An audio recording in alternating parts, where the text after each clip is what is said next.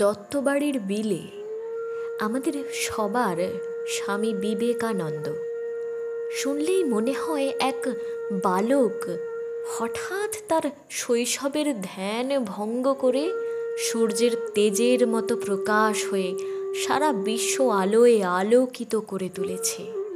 করেছেনও তাই।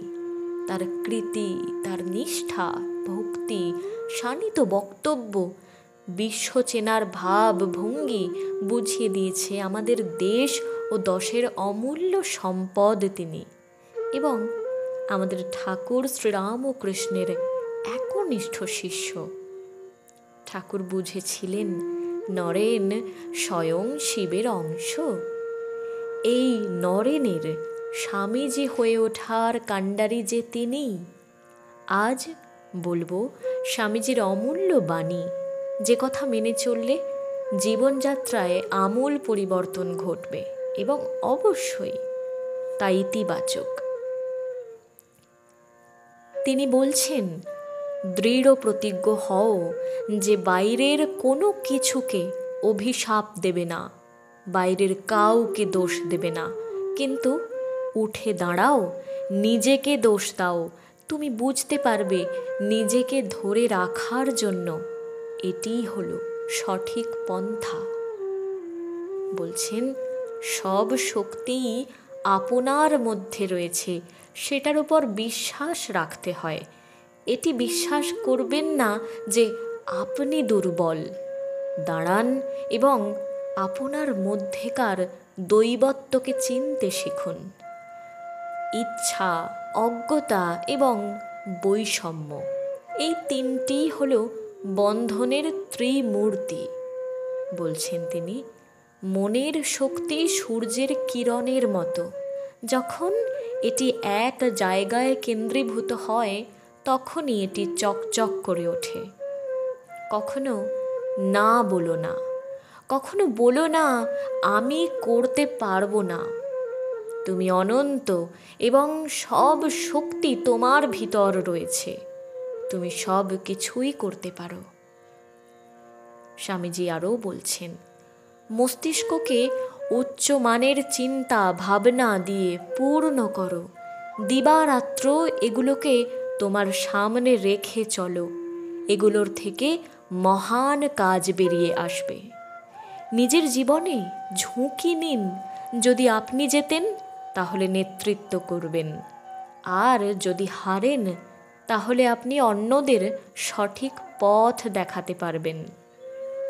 আরও বলছেন তিনি, উঠে দাঁড়াও, শক্ত হও, দৃপ্ত হও, যাবতীয় দায়িত্ব নিজের কাঁধে নাও, আর এটা সব সময় মাথায় রেখো, তুমি তোমার নিয়তির স্রষ্টা। তোমার যে পরিমাণ শক্তি প্রয়োজন সবটা তোমার মধ্যেই রয়েছে। সুতরাং নিজের ভবিষ্যৎ নিজেই তৈরি করে নাও। নিজেদের বিপদ থেকে টেনে তোলো। তোমার উদ্ধার সাধন তোমাকেই করতে হবে। ভীত হয়ো না। বারবার বিফল হয়েছ বলো, নিরাশ হয়ো না।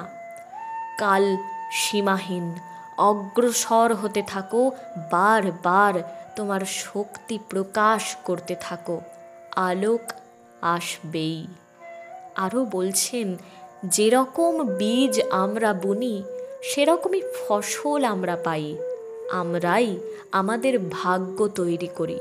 তার জন্য কাউকে দোষারোপ করার কিছু নেই, কাউকে প্রশংসা করারও কিছুই নেই। মনে করিও না তোমরা দরিদ্র। অর্থই বল নহে, সাধুতা পবিত্রতাই বল। আপনাতে বিশ্বাস রাখো, প্রবল বিশ্বাসী বড় কাজের জনক। আরও বলছেন তিনি, সমাজ অপরাধীদের কারণে খারাপ হয় না, বরং ভালো মানুষদের নীরবতার কারণে হয়।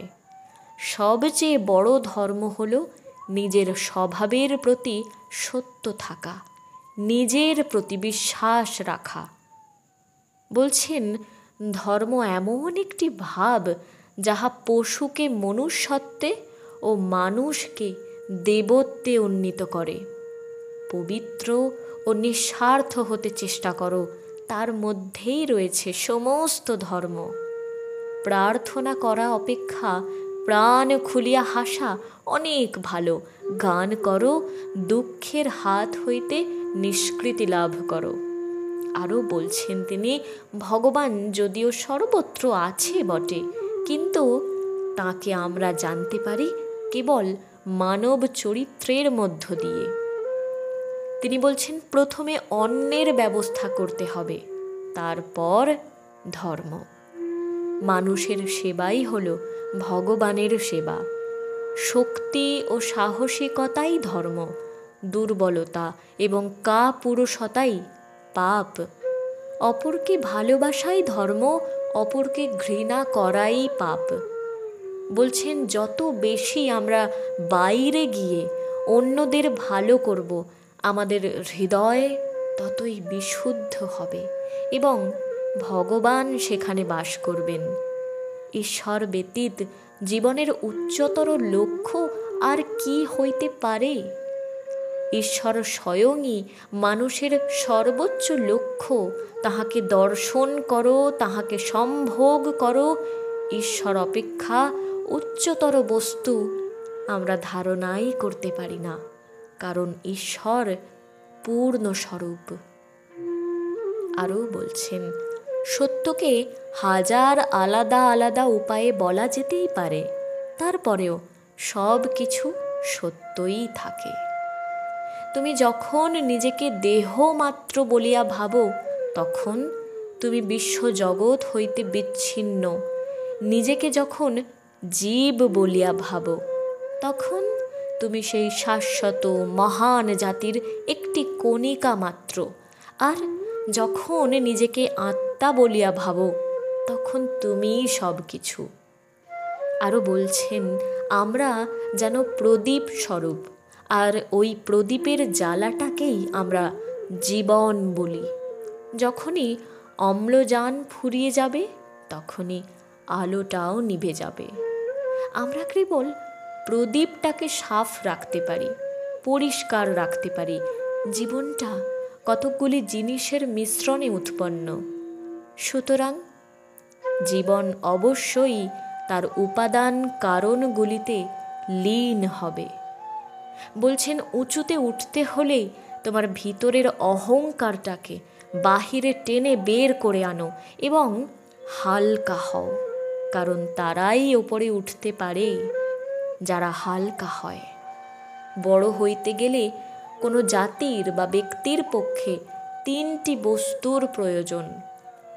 1, সাধুতার শক্তিতে প্রগাঢ় বিশ্বাস। 2, হিংসা ও সন্দিগ্ধ ভাবের একান্ত অভাব। 3, যাহারা সৎ হইতে কিংবা সৎ করিতে সচেষ্ট, তাহাদিগের সহায়তা। হে যুবকবৃন্দ, দরিদ্র, অজ্ঞ ও নিপীড়িত জনগণের ব্যথা তোমরা প্রাণে প্রাণে অনুভব করো। সেই অনুভবের বেদনায় তোমাদের হৃদয়ে রুদ্ধ হোক, মস্তিষ্ক ঘুরিতে থাকুক, তোমাদের পাগল হইয়া যাইবার উপক্রম হোক, তখন গিয়া ভগবানের পাদপদ্মে তোমাদের অন্তরের বেদনা জানাও। তবেই তাহার নিকট হইতে শক্তি এবং সাহায্য আসিবে, অদম্য উৎসাহ, অনন্ত শক্তি আসিবে। স্বামীজির এই বলিষ্ঠ উক্তি আশা রাখি আপনাদের অনেকের কঠিন জীবনযাত্রায় ভাবনার দ্বারা শান্তি এবং সারল্য আনতে পারবে। তার বক্তব্য, জীবনের মন্ত্র করুন। জীবন আপনাদের মান, জ্ঞান, সম্মান অবশ্যই দেবে। ভালো থাকুন সবাই, শুভকামনা রইল।